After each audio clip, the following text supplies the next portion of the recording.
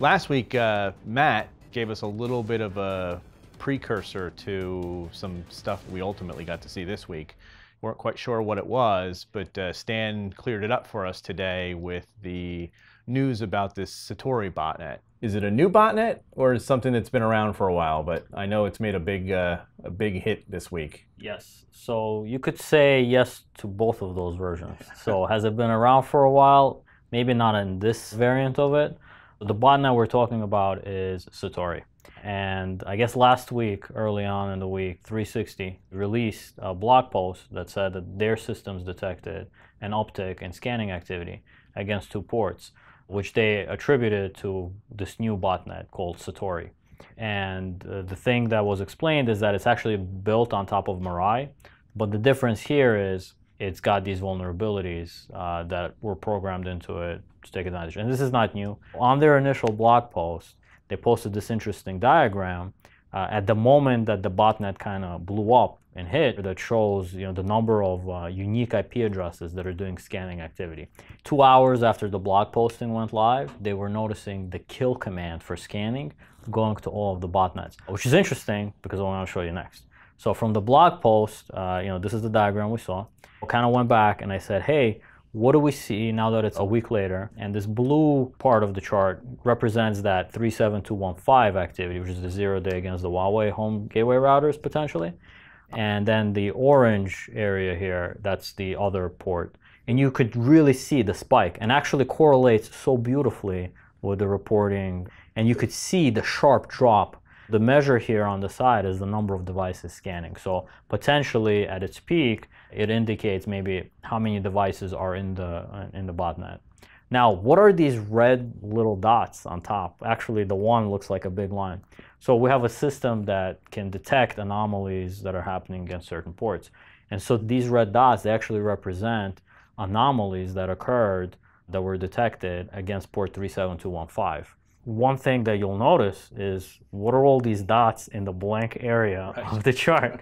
What does that mean? Usually, when you see something like that with our system, that actually indicates a precursor to the botnet activity. Generally, some kind of testing that maybe an adversary is doing. So I went ahead and I looked at it. This chart actually represents the scan flow volume, scan flows basically, that are scanning for these ports. It's different than the number of IP addresses in the previous chart. And when I looked at how many IP addresses there were, it was just 1 or 2. So usually this is a great correlation to, hey, this is an adversary testing out this exploit, seeing how much luck he'll have with it. Maybe he's even starting to recruit that early set of initial devices before he's gonna kind of, I guess, infect everyone. And you could see a week before it turned into this big botnet, there's this testing phase going on. So I took a look at the data that we have, and I noticed that as early as November 22nd, the system that we have picked up a single US IP address responsible for all the scanning. What's more interesting is, I call this the scanning profile, is what other ports did this IP address scan? 23 we know is associated with telnet and vulnerabilities there really for building botnets. 80, 81, all of these actually are known. 3333 is not well known to me, so it's something we're going to have to research. And you could see the other two vulnerabilities as well.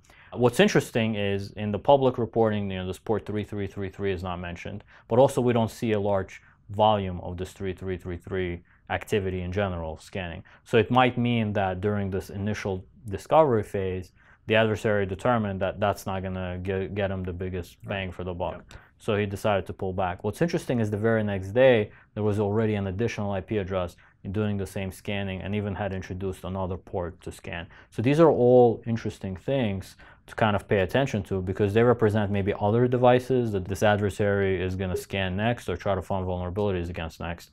And in later days, there were more IP addresses. I believe they're all kind of related to the same adversary. And there were even other ports like 49431. Pretty interesting finding, I think, and it was actually interesting to see how, the public reporting and then the data we have helped us find this earlier kind of activity, this earlier adversary activity. We're able to identify these 3 IP addresses that were doing scanning. They weren't just scanning these 2 ports. they were scanning other ports and were able to learn other things that these adversaries might be interested in. Potentially, they indicate other types of IoT devices or routers that might be vulnerable, that the adversary was trying to test out. So I think we've learned a few things there that we're able to share with the community here. Hey Jim, I hear you have a story about more, I guess, exposed credentials on the dark web. Julio Casal, the CTO of 4IQ, discovered a database on a server in the dark web that was providing username and passwords, total of about 1.4 billion credential combinations that were found out there from a number of breaches over the last few years. The interesting thing about this one was that they had these in a database that made it simple to query. So, folks could look up, for example, passwords for root or admin or administrator, and in a couple of seconds come up with a couple 100,000 passwords that were used in conjunction with the username root or the username admin. Even after all of these breaches, folks don't necessarily go and change their passwords. So, a good 25% or more of these are probably still valid. And because of the way this database is set up, somebody could use this to target a particular organization. They could search this database, come up with a whole bunch of passwords, and could potentially try to use those in targeted attacks. Folks don't like to change passwords. It's a chore. So, this list becomes very useful for hackers looking to compromise other people. The collection itself is nothing particularly new, but the database and the way they've organized it and the way they've got it set up so that you can query it in a timely fashion does make this somewhat worrisome. I would say that your guesstimate of 25% of them still being valid is probably being very kind, right? Probably low, yeah. I think it's going to be higher than 50% of them. But you're right. I mean, these things are clearly going to be, this list becomes the de facto list that is now used in all your password cracking tools. And the really disgusting part of it was they listed the top 40, and these top 40 passwords are all of the bad passwords that we've been talking about for, 20 years. Number 1 was 123456. Number 2 was 12345678 Password was number 4. Password 1 was number 9. The only new one that I saw in the list was at number 13, and that was Homeless Spa. Yeah, that's weird. Just when you think about the number of passwords that are in this database or the number of credentials, how is that the password that made it to spot 13? The typical I love you, monkey, dragon, QWERTY, QWE123, all of the standard ones, the ones that are on the same row on the keyboard or the same column on the keyboard. All of these bad passwords we've been talking about forever, that's what's in the top 40 of this. People continue to use them. And it's got me thinking it's probably time sometime after the first of the year for me to do another pass through, see what we're catching in our honeypots. There's a constant reminder to just, always make sure your passwords are secure, if possible, using two-factor authentication instead of just solely relying on passwords, making sure your passwords are different for different websites.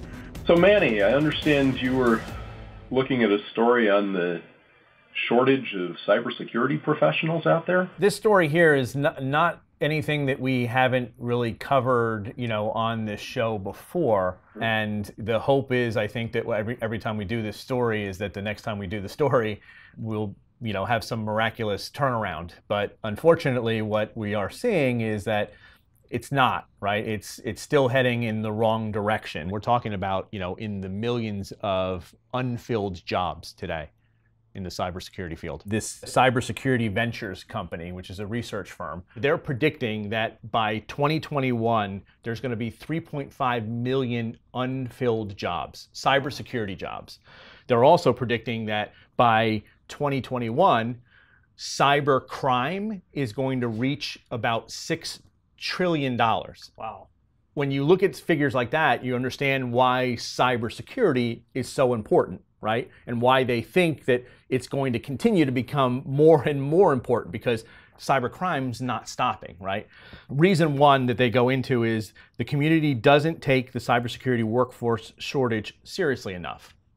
I mean, that's pretty clear, right? They basically are underestimating, you know, this actual problem. And I think one of the things that the article gets into is the differences between polls and actual research. So, you know, you ask 500 people, they answer the question, and then they extrapolate and they, you know, say this is some number, as opposed to, you know, a company that goes out and does some hard research on this stuff. And then reason two, universities are not graduating enough students with cybersecurity experience. Another one that is kind of, you know, like a no duh, they actually have in Forbes in 2016, in basically the top 10 US comp sci degrees, they do not have at all a single course in cybersecurity. Wow. Which is amazing. Amazing that you could literally come out of college with a comp sci degree and not know the first thing about security. That's interesting, especially since they make you take like liberal arts in history. I remember those were my trouble areas. Right. This next one, young people are not getting involved and exposed to cybersecurity early enough. I think this one's key. You look at, you know, our kids that are going through school today, you know, it's like, I know at least in my kids, they don't get any kind of exposure to even any kind of computers until they hit high school. Oh, really? Wow. Yeah. Sure, they're moving into some technologies where now they're giving, you know, kids like iPads and stuff so that they can, you know, they have technology in their hands. But an actual like course in any kind of security isn't even offered, at least, you know, where I am, until you reach high school, which I think is just too late. Right. Another thing that's probably not offered is like the privacy considerations of using the computing device. So that's what actually makes me worry more in my kids' school. Exactly. Like, yeah, right. Offering up students, like let's say in, you know, where they offer an iPad but don't teach the proper use. Yeah, right. That's what I'm worried about the most. On reason four, organizations aren't cross-training their IT workers.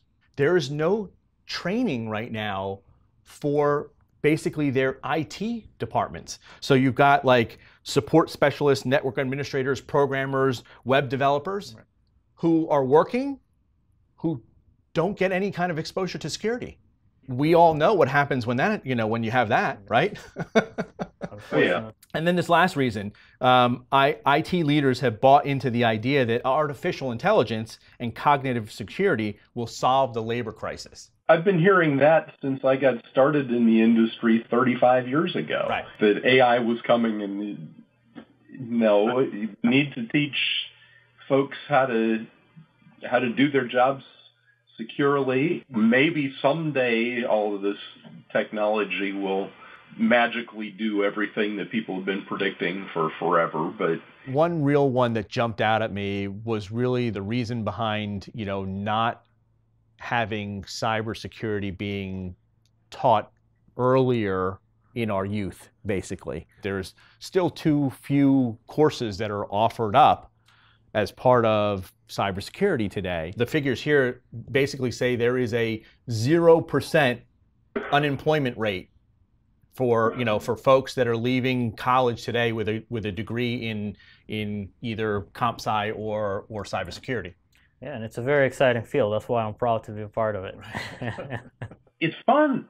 Right. I mean, I'm not worried about ever running out of interesting things to work on until I'm ready to retire. We're putting, you know, tablets and mobile devices and laptops and, you know, into youth hands, and yet we're not really explaining the security aspect of this. This was my first week doing the internet weather. I hope Matt and John and everybody else can be proud that I represented them well. I think we made similar discoveries as usual. except for this Satori botnet port. So 445 still a problem. You know, we had the old vulnerabilities and the new vulnerabilities with things like double pulsar, eternal blue, eternal romance, basically WannaCry. And then our friend 37215 TCP popped out almost 9,000 spots up to become number 7 this week. And this is related to the Satori botnet. In the previous story, we kind of covered some of this, and I'll show you some of this again, kind of in retrospect, as it relates to 37215. 2323, it's not clear what that's associated with, but it's a common like alias port for Telnet. Here's something interesting. So, like I said, about the same time last year, or like about September or so, Mirai came out, and it was really doing a lot of heavy scanning for 2323 TCP. And Satori was recently released just last week, and it's a variant of Mirai, but you could see how much bigger the scan SIP volume is. There's many more participants, at least in that one segment. So basically, this is something that's, you know, kind of went dead and then came up again. So as these new botnets or these new exploits come out, or as people release some of this code, some of this stuff comes back again. So here we see how 2323 has made a comeback. And this is the interesting one. We already covered it in the story about the Satori botnet. Just to show the 30 days for this activity, you can really see, you know, that sharp increase where all of a sudden the botnet was put into play. And we already talked about the precursor activity that happened earlier. But once the botnet was ready to go, you could see it went. And then we even read about the botnet command and controller sending the kill command, so less scanning would happen. But it never quite went away. It's still continuing, and there's still activity, and we're still seeing alerts for it. So, you know, if there's any vulnerable devices, they could potentially become compromised. And I'm sure at this point, as usually happens, there's probably many more participants involved or other adversaries who've learned about this exploit are trying to use it. Well, this is nice. 445 TCP over a year. Now, up until this moment in time, it was pretty much the old exploits that we had, Configure, and then there was this big news article about WannaCry, and there was a big outcry from the community, and everybody banded together to try to do something about it, and they did, and the activity went down. But then, kind of as the response died down, this thing silently kept going and going and going, and you could see this is also the number of devices scanning. The activity has reached a point, and for now it looks like some of it is going down. You know, we'll have to wait and see. We've seen things go up and down and then really up again. So we'll have to see what happens. But it's really interesting.